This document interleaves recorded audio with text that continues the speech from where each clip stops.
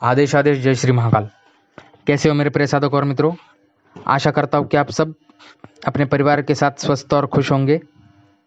बहुत सारे साधकों ने हमें कमेंट करके बताया कि गुरुजी हम शत्रुओं से बहुत ज़्यादा परेशान हैं, दुष्ट तांत्रिक लोगों से बहुत ज़्यादा परेशान हैं, बार बार दुष्ट तांत्रिक हम पर तंत्र क्रिया कर रहे हैं, मूठ चला रहे हैं, शमशानी क्रियाएं हम पर बार बार हो रही है, तो हमें कोई शत्रु मारण मंत्र बताइए और उसका प्रयोग बताइए। तो उन्हीं साधकों के अनुरोध पर मैं आज एक बहुत ही खतरनाक, अतिशय विध्वंसकारी और जिसकी कोई भी काट नहीं है, एक ऐसा ज़बरदस्त शाबर मंत्र और उसका पूरा सिद्धि विधि विधान और इस मंत्र को सिद्ध करने के बाद इस मंत्र का प्रयोग कैसे करना है, ये सभी चीज़ें आज इस वीडियो के अंदर मैं बताने जा रहा हूँ। तो कृपया वीडियो को पूरा देखें, तभी आपको सारा विधि विधान अच्छे से समझ आ जाएगा और साधना में आपको कोई भी दिक्कत नहीं आएगी। इस मंत्र की एक खासियत है कि अगर इस मंत्र का किसी भी विशेष पर्व में सिर्फ एक बार प्रयोग कर दिया जाए तो मैं गारंटी देता हूँ कि आप कितने भी जटिल से जटिल तंत्र से ग्रसित क्यों ना हो, कितनी भी गंदी से गंदी शमशानी क्रिया से आप ग्रसित क्यों ना हो, आपका वो जटिल तंत्र मात्र 1 से 3 दिन के अंदर अंदर ही पूर्ण रूप से कटेगा ही कटेगा। और जितने भी आपके शत्रु है, गुप्त शत्रु है या फिर ज्ञात अज्ञात शत्रु है, उन सभी शत्रुओं का पूर्ण रूप से सफाया हो जाएगा। मतलब एक तीर से 2 निशाने, इतना प्रभावशाली यह मंत्र है। यह मेरा गुरुमुखी मंत्र है और इस मंत्र का मैं खुद प्रयोग करता हूँ। इस मंत्र की दूसरी खास बात यह है कि इस शाबर मंत्र के प्रयोग से जितने भी आपके छुपकर वार करने वाले तांत्रिक दुश्मन हैं, उनका भी पूर्ण रूप से सफाया हो जाएगा। मतलब जो भी छुप छुप कर वार करता है आप पर, जो आप पर तंत्र क्रिया कर रहा है, उनका अगर आपको नहीं पता है कि वो कौन है, कहाँ से है, तो उनको भी ज़बरदस्त दंड मिलेगा और फिर कभी भी आपके जो शत्रु है वो आपके आसपास नहीं आ पाएंगे और ना ही आप पर कोई तंत्र क्रिया कर पाएंगे। इसके अलावा अगर आपको आपके शत्रु का नाम पता मालूम है तो आप संकल्प में उस शत्रु का नाम लेकर भी इस शाबर मंत्र का प्रयोग कर सकते हैं और प्रयोग करने के बाद आपका वह शत्रु आपको फिर कभी भी नज़र नहीं आएगा। अगर नज़र भी आता है तो कोई भी तंत्र क्रिया करने के लायक वह आपका शत्रु नहीं रहेगा, ये मेरा वादा है। और इस शाबर मंत्र का प्रयोग मैंने खुद करके देखा है और इसका मेरे को बहुत ही अच्छा रिजल्ट मिला है, तभी मैं आप लोगों को यह मंत्र और इसका प्रयोग बता रहा हूँ। जो साधक, जो लोग गुरुमुखी है, जिन्होंने गुरु धारण किया है, वह लोग इस शाबर मंत्र की अवश्य सिद्धि कर ले और इस शाबर मंत्र को अवश्य प्रयोग में लाए। इससे जितने भी आपके ज्ञात अज्ञात शत्रु है, उन सारे शत्रुओं का स्वयं ही नाश हो जाएगा और आपकी हर प्रकार के नकारात्मक शक्ति से पूर्ण रूप से रक्षा होगी ही होगी। इसके अलावा जो लोग तंत्र से ग्रसित है, भूत प्रेत से ग्रसित है, शमशानी क्रियाओं से परेशान हैं, वह लोग भी इस शाबर मंत्र का प्रयोग और इस शाबर मंत्र की सिद्धि कर सकते हैं। बस शर्त एक है कि आपको इस मंत्र की साधना करने से पहले भगवान शिव, भगवान महादेव को गुरु बनाना होगा। उसके बाद ही आपको यह साधना करनी है। जब आप साधना करने बैठते हो तो साधना और जाप शुरू करने से पहले ओम श्री गुरुवे नमः इस मंत्र का आपको 11 माला जाप करना है। इसके बाद ही इस शाबर मंत्र का जाप आपको शुरू करना है। जो लोग गुरुमुखी है, वह लोग गुरुमुख से अगर इस मंत्र को लेकर साधना जाप करते हैं तो बहुत ही अच्छा रिजल्ट मिलता है इस मंत्र का। और अगर गुरुमुख से नहीं भी ले पाते हो तो किसी भी सिद्ध साधक के मुख से आपको यह मंत्र ग्रहण करना है, उसके बाद जाप करना है, तो इसका जो असर है तो वो आपको सीधा 2 गुना देखने को मिलेगा। यह सिर्फ एक दिन की ही साधना है और यह साधना आपको 30 तारीख को जो अमावस पड़ रही है उस दिन रात के 12 बजे के बाद करनी है। हवन की तैयारी आपको पहले से ही करके रखनी है। हवन की सामग्री मैं आप लोगों को लास्ट में बता दूंगा। पहले जो साधना में लगने वाली सामग्री है वह मैं आप लोगों को बता रहा हूँ, अच्छे से नोट कर ले।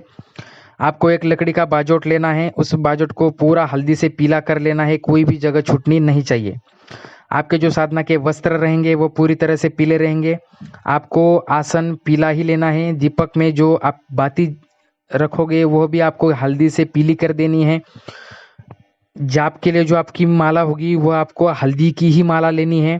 बगलामुखी यंत्र अगर आपके पास है तो बहुत ही अच्छी बात है, अति उत्तम रहेगा।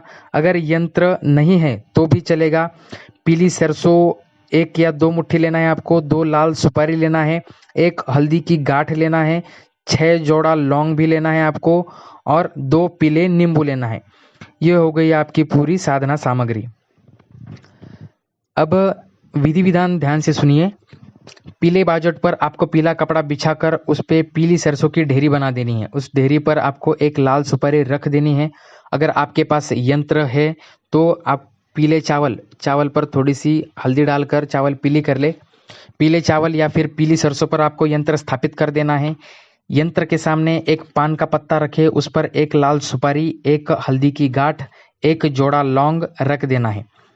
यह हो गई माता बगलामुखी की स्थापना।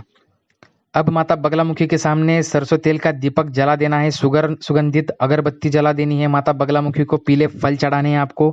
5 बेसन के लड्डू का माता बगलामुखी को भोग लगाना है। भोग लगाने के बाद लड्डू पर थोड़ा थोड़ा आपको घी लगाकर उन सभी लड्डुओं पर 2-2 लौंग आपको रख देनी है ऊपर से।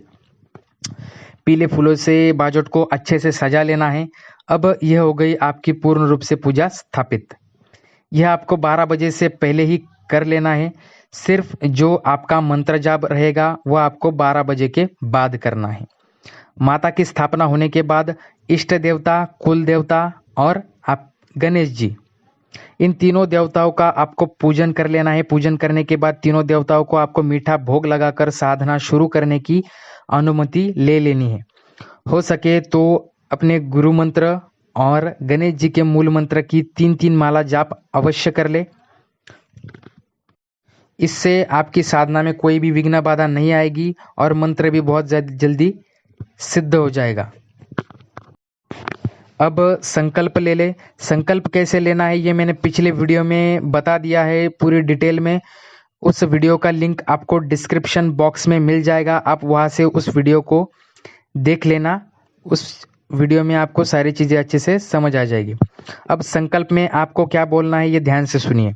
अगर शत्रु का आपको नहीं पता है तो आपको बोलना है कि जो मेरा गुप्त शत्रु है, अज्ञात शत्रु है, उसके सर्वनाश हेतु व तंत्र बाधा के नाश हेतु हम यह साधना कर रहे हैं, ऐसे बोलना है। और अगर शत्रु का नाम और पता आपको मालूम है तो अमुक शत्रु के सर्वनाश हेतु हम यह साधना कर रहे हैं, ऐसे आपको संकल्प में बोल देना है। अमुक की जगह आपको शत्रु का पूरा नाम बोलना है और पूरा पता बोलना है। शत्रु अगर आपका कोई पुरुष है तो आपको उसका और उसके पिता का नाम बोलना है, अगर स्त्री है तो उसकी माँ का। इसके बाद आपको मूल मंत्र का जाप शुरू कर देना है। मंत्र में आप लोगों को बोलकर बता रहा हूँ, ध्यान से सुनिए। मंत्र इस प्रकार है। जय जय बगला महारानी, अगम निगम की तुम्ही बखानी, संकट में घिरा दास तुम्हारो, अमुक दास को तुरंत उबारो, बैरी का बल छीन लो सारो, निर्दयी दुष्टों को तुम ही संहारो, जिह्वा खींच लो शत्रु की सारी, बोल सके ना बीच सवारी, तुम मातु मैं दास तुम्हारा, आन हरो मम संकट सारा। आदेश गुरुजी को आदेश, भटनेर काली को आदेश, अवधूत शिव को आदेश, आदेश आदेश। तो यह मंत्र है साधकों, यह मंत्र बहुत ही प्रभावशाली है और बहुत ही शक्तिशाली है। तलवार की धार की तरह यह मंत्र कार्य करता है। इस मंत्र का आपको मात्र 7 माला जाप करना है। जाप आपको उत्तर या फिर दक्षिण दिशा की ओर मुख करके करना है। अब जाप के बाद आपको 2 माला से हवन दे देना है। हवन की सामग्री नोट कर लीजिए। आपको सरसों के तेल लेना है, लाल मिर्ची पाउडर लेना है, आप खड़ी लाल मिर्च भी ले सकते हो, 21 जोड़ा लौंग लेना है आपको और हल्दी की गांठें लेनी है आधा किलो और आधा किलो पीली सरसों लेना है। ये सब चीज़ें आपको सरसों के तेल में अच्छे से मिक्स करके इस सामग्री से आपको हवन दे देना है।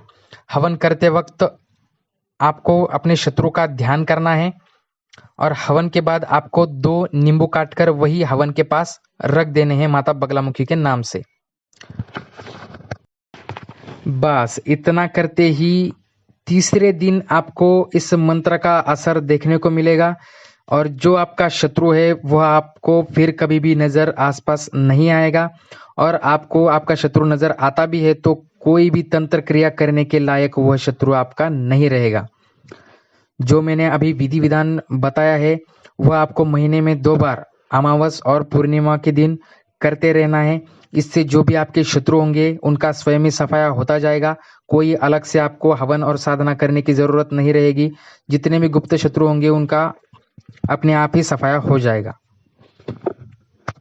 जानकारी अगर अच्छी लगे तो चैनल को सब्सक्राइब करना बिल्कुल भी ना भूले और वीडियो को अवश्य शेयर करें ताकि जो भी शत्रुओं से परेशान है उसकी इस वीडियो के माध्यम से मदद हो सके। जो भी तंत्र से ग्रसित है वह तंत्र से मुक्त हो सके। धन्यवाद। आदेश।